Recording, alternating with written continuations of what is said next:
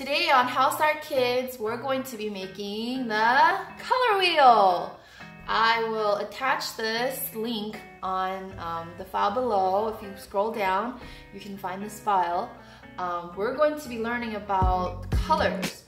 The very basic colors are called the primary colors, which are red, blue, and yellow. And then you will see the secondary colors, which is just mixing the primary colors. So red and blue will be purple, we call it violet in the art term. Red and yellow, if you mix it, becomes orange. Yellow and blue becomes green. And then up to there, actually it's kind of easy. You probably learned that in kindergarten. But after that, it gets a little harder. It's called the tertiary colors, which are the colors in between the primary and the secondary colors. For instance, blue and violet makes blue violet. And red and violet makes red violet. And red and orange makes red orange. And so on and so on.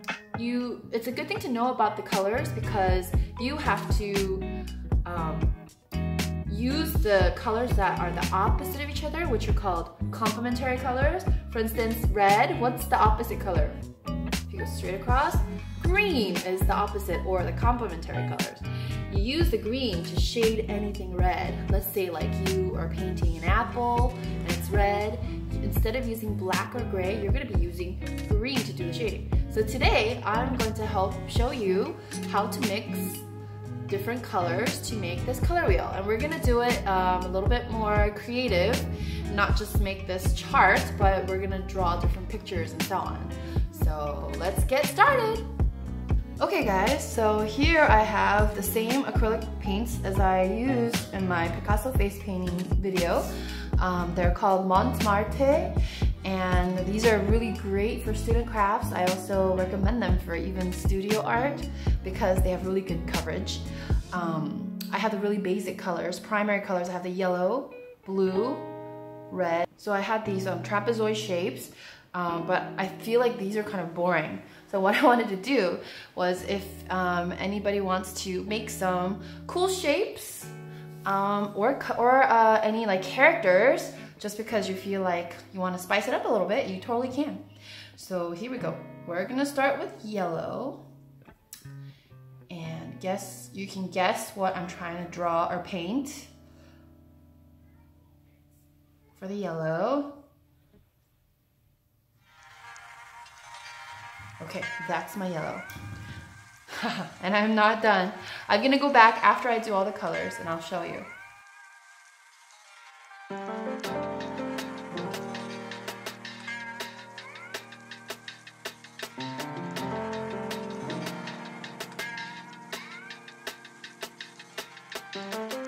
So here we go with the mixing. So first I'm going to mix the red and the yellow to make orange. Here's a tip. If you do the same amount of yellow with the same amount of red, you will not get orange. You need to use a big chunk of yellow, but add only a tiny bit of red. Do you see how much red I have? It's tiny, tiny.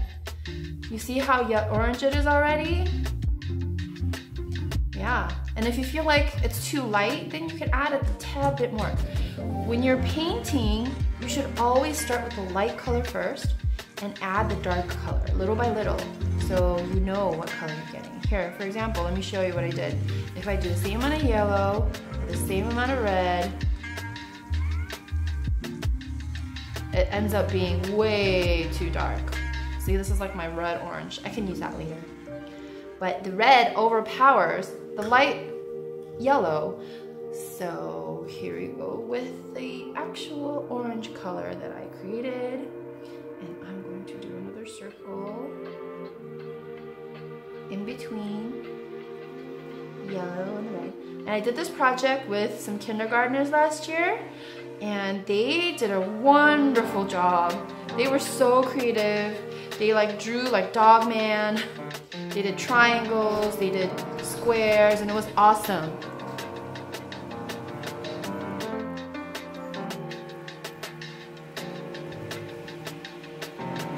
And now I'm going to mix the... Okay, see? I almost made a mistake. Too much blue. Let's do it again. Okay, so I'm gonna do the yellow and blue. So a chunk of yellow, but a tad bit of blue. See, it's already green. That's a little yellowish green, so I maybe want to add a little bit of more of the blue. Just a tad more. Okay, that's a good green. Now I want to make a little triangle. No, actually, I changed my mind. I know, this guy. Okay, now blue and red. Again, take a chunk of my red, and I have a little splatter of the blue right there. See, now with the red and the blue, these are both kind of medium colors, so you do need to add a little bit more of the blue to get a nice violet color. Purple is a name that was created to call violet, but the actual artistic term for it is violet. Okay, so that's my violet. See, I'm having to add like more and more blue because it's like too reddish. Here we go. Now my triangle, ooh, violet. And it's coming out a little bit muddy because the cerulean blue, it's not a very vibrant pigmented color, so it sort of makes like this grayish purple, but you're still getting like a violet color, so that's okay. Now that I've made my secondary colors, now I'm going to make my tertiary colors. So what is my tertiary color for yellow and green? So I will mix a chunk of yellow with a little bit of my green that I made earlier. Again, you have to be careful not to add too much. All right, at this point, you want to change out your water. So the reason why you change out your water is because you have too much color in your water and on your brush, and you won't get your correct color if you just keep using the same dirty water and the same dirty brush. So you need to clean out your brush and you have to get new water. So here is my yellow-green. See, so the colors between this yellow and the green that I made. Next, I'm going to do my green and blue. So the green that I made earlier, I'm going to add a little bit more blue to make blue-green. And you always call these names with the primary color first. So you won't call it green-blue, you're calling it blue-green, right?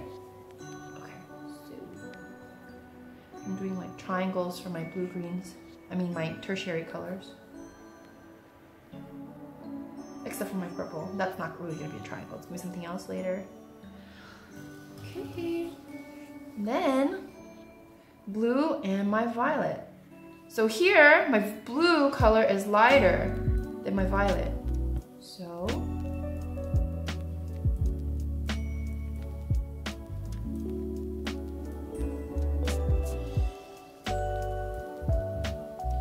violet. You might want a little more violet in there. Yeah, a good color in between. Okay, now I want to do red. Oh, let's do the light colors first. Yellow and orange. Yellow and this orange that I made.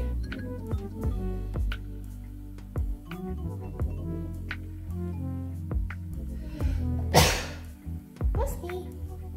I always had this thing. My sneezes don't sound like sneezes, they actually sound like coughs. So nobody says bless you. I got used to saying bless me instead. Oh, another funny story was when I was in high school, my friend, we went over to her house, and her mom was there, and we all said hello, and we went upstairs to just talk and hang out. Hold on, story to be continued. Orange, and you add red. Okay, and all of a sudden, from the first floor, I hear this screaming, like, ah! Like somebody was getting murdered or something. And we went downstairs. because we all were all like, oh my gosh, what's going on? There's something wrong. Like, and then my friend was like, no, you guys, don't worry. It's just my mom, she's sneezing. Okay, so now red and blue. Oh, purple, actually, red and purple. Red and purple to make a red violet. Looks more brown to me right now, but this is red violet. So, these are my colors. Now, I want to show you how this works.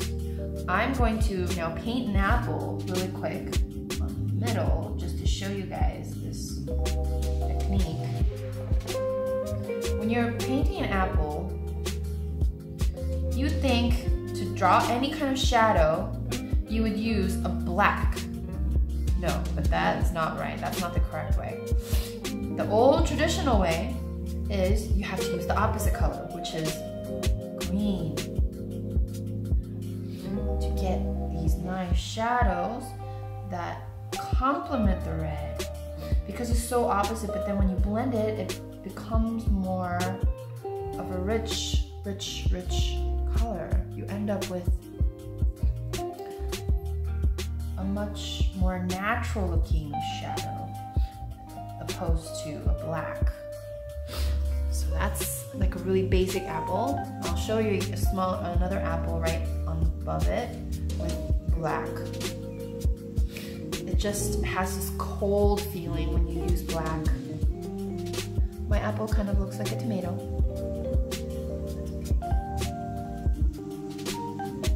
See how harsh it looks with the black? And it looks more like a digital image than opposed to something that looks real. I mean, you can always use black. It's just more natural. And this is like the traditional way that all the artists used to use paints long time ago, like Michelangelo, Picasso, even Salvador Dali. So, here you go. And now, there you have it. You have your colors. Now, on the back, I'm going to show you the values. So, values it's a term used for something that changes in tone. So let's see. I'm gonna use my red to do my first value, which is my regular color, correct? Now what I'm gonna do to each of my red puddles, I'm gonna add a wee bit of black.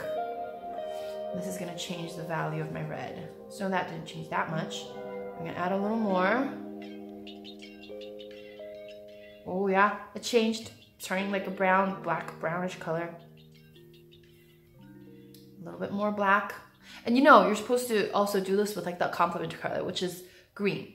But I'm just showing you with the black so you can see much better now. More black. And more black. Until eventually you get black. See, these are my values of red going to black. Now, I'm gonna do the opposite and do my red turning white. So here we go again with my red. Now, this is gonna be kind of hard because adding white to red is always really hard. But here we go. Okay, got a little lighter. Now we're adding more white. Yeah, guess what color red and white turns into? Pink!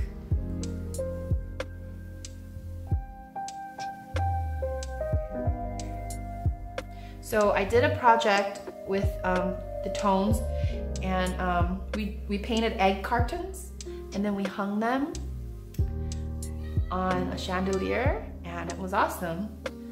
Kids love painting on egg cartons. It's sort of a cool project. while you're learning about colors and tones. You see how lighter my tones got? And eventually the last one will be white.